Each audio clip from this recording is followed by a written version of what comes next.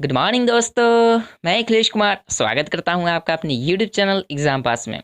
दोस्तों, हम कामयाबी को मिले या कामयाबी हमें मिले, फर्क क्या पड़ता है? हम तो मेहनत करते रहेंगे, क्योंकि पास से पलट भी जाएं तो बारी तो अपनी ही आने वाली है। इसलिए दोस्तों, इसी मोटिवेशन के साथ आज के इस वीडियो को शुरू करेंगे और देखेंगे आज का टॉप 10 मोस्ट इंपॉर्टेंट क्वेश्चन क्या है। तो चलिए दोस्तों, इस वीडियो को शुरू करते हैं। तो दोस्तों, कल मैंने आपसे एक क्वेश्चन किया था कि मालूम कीजिए कि एक साधारण मनुष्य में खून की मात्रा कितनी होती है। एक साधारण मनुष्य में खून की मात्रा कितनी होती है, और आई होप कि आप उसे सर्च किए होंगे, उसे जितनी भी जानकारी प्राप्त हो सकती होंगी आप ज़रूर प्राप्त किए होंगे। तो चलिए दोस्तों, आज हम ऑप्शन के साथ इसको जानेंगे कि इसका राइट आंसर क्या होगा। ऑप्शन नंबर ए है दोस्तों 7 से 9 लीटर। ऑप्शन नंबर बी है 5 से 6 लीटर। ऑप्शन नंबर सी है 10 से 15 लीटर। और ऑप्शन नंबर डी है 8 से 10 लीटर। तो इसमें बताना है आपको कि जो साधारण मनुष्य का जो खून की मात्रा होती है साधारण मनुष्य में, उसमें कितनी होती है। तो दोस्तों, इसका राइट आंसर जो होगा वो 5 से 6 लीटर होगा। Option number B is the right answer. 5 से 6 लीटर इसका राइट आंसर होगा। लेकिन कहीं कहीं देखने को ये भी मिलता है कि 7%, एक कमेंट भी आया है और उसमें बताया गया है कि 7% होता है। ठीक है दोस्तों, तो मैं उनसे कहना चाहूँगा कि दोस्तों 7% जो है वो 7% हमारे वजन के अनुसार होता है। वजन का 7% जो होता है हमारे शरीर में खून होता है। लेकिन वजन भी रिलेट करता है किससे? उम्र से, हाइट से। तो यहाँ पे हम मेजरमेंट किससे करेंगे? हाइट से नहीं करेंगे, बल्कि हम इसे यहाँ पे मेजरमेंट उम्र से करेंगे। अब मान लीजिए कि कोई 18 वर्ष का व्यक्ति है, तो उसका वजन कितना होना चाहिए? तो सामान्य मनुष्य होने के लिए उसका वजन कितना होना चाहिए? तो फर्स्ट मस्ट ये जो बातें हैं इस पर हमें ध्यान देना होगा। तो देखिए, 18 वर्ष के जो उम्र के वयस्क होते हैं या व्यक्ति होते हैं, तो दोस्तों उनकी जो एक नॉर्मल जो एज होती है, सॉरी, जो नॉर्मल उसकी वजन होती है, वेट होती है, वो दोस्तों 66.9 किलो होती है। 66.9 किलो। अगर वो व्यक्ति 18 वर्ष का तो अब मान लीजिए कि कोई 18 वर्ष का है और वो इतना ना खा लिया है कि उसका पेट पूरा बाहर निकल गया है ना, और पूरा एकदम हाइट उसका वजन जो है उसका 1 क्विंटल हो गया, तो इसको हम साधारण मनुष्य थोड़ी करेंगे।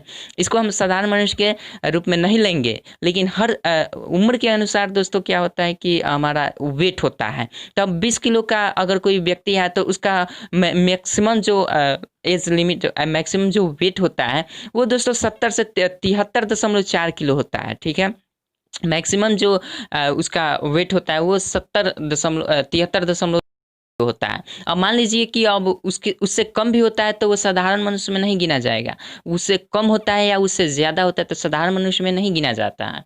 तो इस तरह ये डिपेंड करता है साधारण मनुष्य किसे कहा जाएगा, तो ये दोस्तों मायने रखता है। तो ठीक है, तो इसका राइट आंसर जो होगा तो उसके वजन के अनुसार उसका 7% जो होता है वही हमारे शरीर में खून की मात्रा हो जाती है, परसेंट में अगर कहें तो। अब वैसे सामान्य जो मनुष्य होता है उसके अंदर हम देखें बात, तो दोस्तों इसका जो होता है राइट आंसर वो 5 से 6 लीटर होता है। ठीक है, तो आई होप कि आप इस बात को समझ गए होंगे। चलिए दोस्तों, आगे हम देखते हैं आज का टॉप 10 मोस्ट इंपॉर्टेंट क्वेश्चन में से आज का पहला क्वेश्चन क्या है। तो चलिए दोस्तों, इस वीडियो को हम देख लेते हैं, इस क्वेश्चन को देख लेते हैं कि आज का पहला क्वेश्चन क्या है। आज का पहला क्वेश्चन है दोस्तों कि किसके शासनकाल के दौरान अजंता की गुफाओं का निर्माण किया गया था? किसके शासनकाल के समय में अजंता की गुफाओं का निर्माण किया गया था? तो दोस्तों ऑप्शन नंबर ए है गुप्त।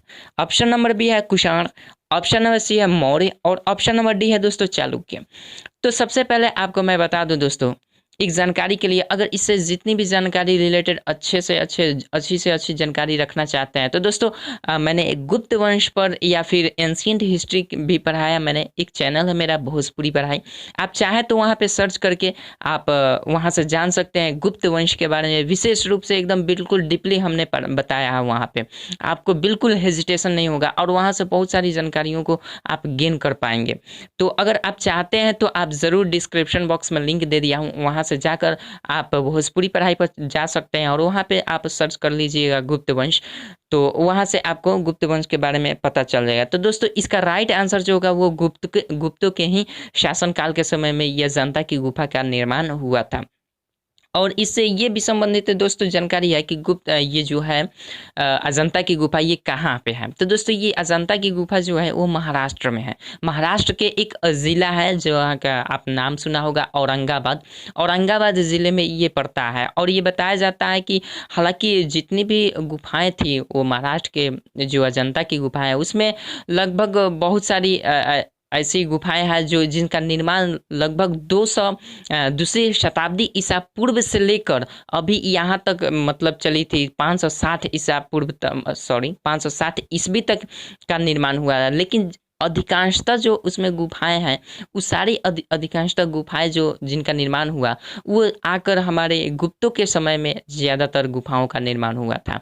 तो इसलिए इस क्वेश्चन का आंसर जो होगा दोस्तों ये गुप्तों के शासनकाल के समय में अजंता की गुफाओं का निर्माण हुआ था। चूंकि अजंता की गुफाओं में जितनी भी जानकारी हमें प्राप्त होती है वो गुप्तों के समय के ही शासनकाल के समय की मिलती है। इसलिए इस क्वेश्चन का राइट आंसर जो होगा दोस्तों ऑप्शन नंबर ए होगा यानी गुप्त होगा। आई होप कि आप इस बात को समझ चुके होंगे। चलिए अगले क्वेश्चन की ओर बढ़ते हैं। अगला क्वेश्चन है दोस्तों कि पंचतंत्र की कथाओं का संकलन किसने किया था। पंचतंत्र की कथाओं का संकलन किसने किया था। ऑप्शन नंबर ए है दोस्तों वाल्मीकि, ऑप्शन नंबर बी है Ved Vyas, option number C है विष्णु शर्मा और ऑप्शन नंबर डी है तुलसीदास। इसका राइट आंसर क्या होगा। तो पंचतंत्र जो है दोस्तों किसकी रचना है। पंचतंत्र जो रचना है दोस्तों विष्णु शर्मा की है, यानी option number C is the right answer of this question यानी विष्णु शर्मा इस क्वेश्चन का राइट आंसर होंगे। चलिए अगले क्वेश्चन की ओर बढ़ते हैं। अगला क्वेश्चन है दोस्तों टेलीफोन लाइन को कंप्यूटर पर किसके माध्यम से जोड़ा जाता है। टेलीफोन लाइन को कंप्यूटर पर किसके माध्यम से जोड़ा जाता है। ऑप्शन नंबर ए है दोस्तों यूएसबी, ऑप्शन नंबर बी है मोडेम, ऑप्शन नंबर सी है इंटरनेट और ऑप्शन नंबर डी है PS2। दोस्तों यहाँ से इस क्वेश्चन में से एक ऑप्शन के बारे में हम लोगों ने जाना भी है, यूएसबी। एक यहाँ पे यूएसबी आ गया, तो यूएसबी की फुल फॉर्म क्या होती है हमने क्वेश्चन के रूप में एक बनाया है वीडियो, तो आप शायद देखे होंगे, तो इसका फुल फॉर्म बता भी सकते हैं। तो चलिए पहले हम क्वेश्चन की ओर बढ़ते हैं। इस क्वेश्चन का राइट आंसर क्या होगा। तो दोस्तों अगर टेलीफोन लाइन के कंप्यूटर पर किसी के माध्यम से अगर हम जोड़ते हैं, टेलीफोन लाइन को कंप्यूटर पर जिस माध्यम से हम जोड़ते हैं वो होता है हमारा दोस्तों मोडेम। उस मोडेम के माध्यम से हम अपने कंप्यूटर को टेलीफोन लाइन से जोड़ते हैं। तो इसका राइट आंसर जो होगा दोस्तों ऑप्शन नंबर बी होगा। चलिए आई होप कि आप इसे जानते होंगे क्योंकि व्यवहारिक जीवन में भी हमारे आ चुका है। चलिए अगले क्वेश्चन की ओर बढ़ते हैं। अगला क्वेश्चन है दोस्तों पौधे किसकी अधिकता के कारण मुरझाने लगते हैं। पौधे किसकी अधिकता के कारण मुरझाने लगते हैं। ऑप्शन नंबर ए है दोस्तों श्वसन, ऑप्शन नंबर बी है चित्तीकरण, ऑप्शन नंबर सी है अवशोषण और ऑप्शन नंबर डी है वाष्पोत्सर्जन। ठीक है, तो इसमें बताना है कि पौधे किसकी अधिकता के कारण मुरझाने लगते हैं। तो दोस्तों इसका राइट आंसर जो होगा दोस्तों ऑप्शन नंबर डी होगा, यानी वाष्पोत्सर्जन के कारण क्या होते हैं पौधे मुरझाना शुरू हो जाते हैं। चलिए अगले क्वेश्चन की ओर बढ़ते हैं। अगला क्वेश्चन है दोस्तों किसने 26 बार ऑस्कर पुरस्कार जीता है। किसने 26 बार ऑस्कर पुरस्कार जीता है। ऑप्शन नंबर ए है दोस्तों Charlie Chaplin, option number B है Alfred Hitchcock, option number C है वाल्ट डिज्नी और ऑप्शन नंबर डी है दोस्तों आकिरो कुरोसावा। ठीक है, तो इसमें बताना है कि किसने 26 बार ऑस्कर पुरस्कार जीता है। बहुत ही मोस्ट इंपॉर्टेंट क्वेश्चन है, आपको केयर करना पड़ेगा इस क्वेश्चन पर। ठीक है, तो इसका राइट आंसर जो होगा दोस्तों वो ऑप्शन नंबर सी होगा, यानी option number C Walt Disney ने 26 बार ऑस्कर पुरस्कार को जीता है। ठीक है, चलिए अगले क्वेश्चन की ओर बढ़ते हैं। अगला क्वेश्चन है दोस्तों इंद्रधनुष किस कारण से बनता है। इंद्रधनुष जो है वो किस कारण से बनता है। ऑप्शन नंबर ए है दोस्तों अपवर्तन और परिक्षेपण, ऑप्शन नंबर बी है प्रकीर्णन और अपवर्तन, ऑप्शन नंबर सी है विवर्तन और अपवर्तन और ऑप्शन नंबर डी है दोस्तों अपवर्तन और परावर्तन। इसमें बताना है कि इंद्रधनुष आपने देखा होगा बादल जब बारिश हो जाती है उसके बाद से जो आसमान में देखने को मिलता है 7 रंग का, तो वही इंद्रधनुष होता है। तो इंद्रधनुष कैसे बनता है, किस क्रिया के दौरान ये इंद्रधनुष बनता है। तो दोस्तों ये जो ऑप्शन होगा ऑप्शन नंबर डी जो है अपवर्तन और परावर्तन। आई होप कि आप वाकिफ होंगे बिल्कुल अपवर्तन और परिवर्तन से। ठीक है, परावर्तन से अपवर्तन और परावर्तन से आप बिल्कुल वाकिफ होंगे।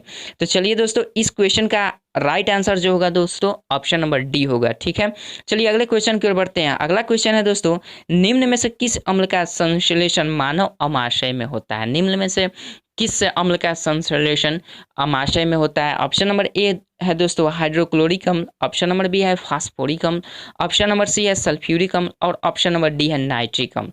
इसमें बताना है कि अमाशय में जो इसमें जिस अम्ल का संश्लेषण होता है वो कौन सा अम्ल होता है, ठीक है। तो ये इस क्वेश्चन का आंसर जो होगा दोस्तों ऑप्शन नंबर ए होगा हाइड्रोक्लोरिक अम्ल, यानी HCl का संश्लेषण होता है किसमें, हमारे अमाशय में, ठीक है। चलिए आई होप कि आपको ये वीडियो अच्छा लग रहा होगा दोस्तों। अगर ये वीडियो आपको अच्छा लग रहा है तो अपने दोस्तों में इस वीडियो को जरूर शेयर कीजिएगा, ठीक है दोस्तों। चैनल को सब्सक्राइब नहीं किया तो चैनल को भी सब्सक्राइब कर लीजिएगा और ये वीडियो आपको अच्छा लगा तो लाइक भी कर दीजिएगा, ठीक है। अच्छा नहीं लग रहा है तो दोस्तों डिसलाइक भी कर सकते हैं। चलिए अगले क्वेश्चन की ओर बढ़ते हैं दोस्तों। अगला क्वेश्चन है कि भारत किसका सबसे बड़ा उत्पादक और निर्यातक है? भारत किसका सबसे बड़ा उत्पादक और निर्यातक है? ऑप्शन नंबर ए है दोस्तों कपास, ऑप्शन नंबर बी है तांबा, ऑप्शन नंबर सी है चाय और ऑप्शन नंबर डी है अभ्रक। तो दोस्तों आई होप कि इस क्वेश्चन का आंसर आप ज़रूर जानते होंगे, नहीं जानते हैं तो दोस्तों याद कर लीजिएगा। आपसे बार बार कर रहा हूँ कि अगर क्वेश्चन का किसी भी क्वेश्चन का आंसर आपको पता हो तो दोस्तों कमेंट बॉक्स में भी लिखने का प्रयास कीजिएगा, ठीक है। अगर नहीं पता है तो दोस्तों याद कर लीजिएगा। चलिए इसका राइट आंसर जो होगा दोस्तों ऑप्शन नंबर डी होगा, यानी अभ्रक। अभ्रक जो है दोस्तों भारत में सबसे अधिक पाया जाता है और यहाँ से ज़्यादा निर्यात होता है, ठीक है। आयात नहीं, निर्यात होता है, ठीक है। दूसरे देशों में भेजा जाता है अभ्रक को। तो भारत ये सर्वाधिक मतलब कि जो उत्पादित करता है उस किसको करता है, अभ्रक को। ऑप्शन नंबर डी इसका राइट आंसर होगा। चलिए अगले क्वेश्चन की ओर बढ़ते हैं। अगला क्वेश्चन है दोस्तों प्रथम विश्व युद्ध कब हुआ था? प्रथम विश्व युद्ध कब हुआ? ऑप्शन नंबर ए है दोस्तों 1918 ईस्वी, ऑप्शन नंबर बी है 1917 ईस्वी, ऑप्शन नंबर सी है 1905 ईस्वी और ऑप्शन नंबर डी है दोस्तों 1914 ईस्वी। प्रथम विश्व युद्ध कब हुआ था? दोस्तों बहुत ही इंपॉर्टेंट क्वेश्चन है दोस्तों, आई होप कि आप ज़रूर जानते होंगे। फिर भी मैं इसमें इसलिए इंक्लूड किया हूँ कि दोस्तों छोटी छोटी बातों पर इग्नोर करना बहुत बड़ी भूल होती है, इसलिए मैंने इसमें इंक्लूड किया है कि प्रथम विश्व युद्ध कब हुआ था, ठीक है। अगर जानते हैं तो अच्छी बात है, नहीं जानते हैं तो दोस्तों याद कर लीजिएगा, ठीक है। चलिए अगले क्वेश्चन की ओर बढ़ते हैं। तो दोस्तों इसका राइट आंसर पहले बता देते हैं। इसका राइट आंसर जो होगा दोस्तों ऑप्शन नंबर डी होगा। 1914 ईस्वी में इसका शुरुआत हुई थी प्रथम विश्व युद्ध की, ठीक है। तो आई होप कि इसे जानते होंगे। चलिए अगले क्वेश्चन की ओर बढ़ते हैं। अगला क्वेश्चन है दोस्तों स्वर्ण मंदिर कहाँ स्थित है? स्वर्ण मंदिर कहाँ स्थित है? ऑप्शन नंबर ए है दोस्तों अमृतसर, ऑप्शन नंबर बी है कपूरथला, ऑप्शन नंबर सी है लाहौर और ऑप्शन नंबर डी है पठानकोट। इसमें बताना है कि स्वर्ण मंदिर कहाँ स्थित है। तो दोस्तों इसका राइट आंसर जो होगा अमृतसर ही होगा, यानी पंजाब में है अमृतसर, तो अमृतसर में ही स्वर्ण मंदिर है, ठीक है। तो ये तो रहा दोस्तों आज का टॉप 10 मोस्ट इंपॉर्टेंट क्वेश्चन। और फिर अगले दिन के लिए आपसे मैं एक क्वेश्चन करना चाहूँगा। फिर से आपको पता करना है, मालूम करना है आपको कि सबसे पुराना वेद कौन सा माना जाता है। सबसे पुराना वेद कौन सा माना जाता है, आप ज़रूर इसके बारे में सर्च कीजिएगा। अगर जानते हैं तो दोस्तों अभी कमेंट बॉक्स में ज़रूर लिख दीजिएगा, नहीं जानते हैं तो सर्च करके ज़रूर लिखिएगा। चलिए इससे जितनी भी जानकारी हो सकती है आप प्राप्त करने की प्रयास ज़रूर कीजिएगा। चलिए तो आज का इस वीडियो में बस इतना ही, फिर मिलेंगे अगले वीडियो में दोस्तों टॉप 10 मोस्ट इंपॉर्टेंट क्वेश्चन के साथ। तब तक के लिए दोस्तों आपसे कहना चाहूँगा कि अगर चैनल को सब्सक्राइब नहीं किया है तो दोस्तों प्लीज़ आप चैनल को सब्सक्राइब कर दीजिए और बेल आइकन को भी दबा दीजिएगा। चैनल सब्सक्राइब करने के बाद बेल आइकन ज़रूर दबाइएगा, ठीक है, ताकि आपको नोटिफिकेशन मिल जाए। और दोस्तों अपने दोस्तों में इस वीडियो को ज़रूर शेयर करें अगर आपको ये वीडियो अच्छा लगता है तो। चलिए दोस्तों आज की इस वीडियो में बस इतना ही, फिर मिलेंगे अगले वीडियो में टॉप 10 मोस्ट इंपॉर्टेंट क्वेश्चन के साथ। तब तक के लिए जय हिंद, जय भारत।